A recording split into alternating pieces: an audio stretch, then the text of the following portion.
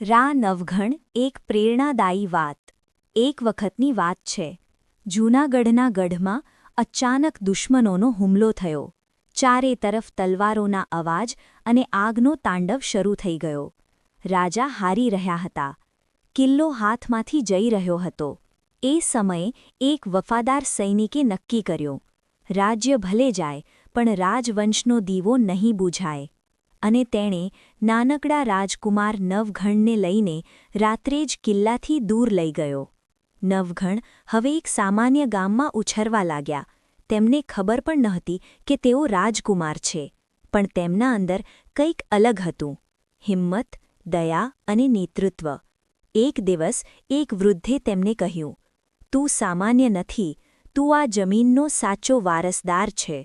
આ સાંભળીને નવઘણના હૃદયમાં આગ પ્રગટાઈ। તેમણે સંકલ્પ કર્યો, હું મારું રાજ્ય પાછું લઈશ।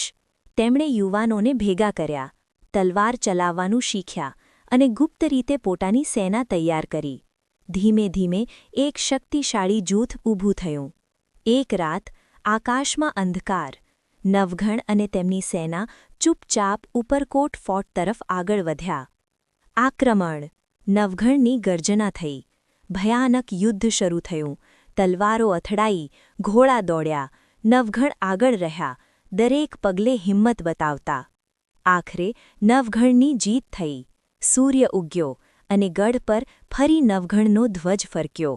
નવઘણ ગઢના ટોચ પર ઊભા રહ્યા, આંખોમાં ખુશીના આંસુ સાથે બોલ્યા, આ મારું ઘર, મારી ઓળખ। જીત પછી તેમણે બનાવડાવ્યો નવઘણ કૂવો, જેથી યુદ્ધ સમયે પાણીની કમી ન રહે।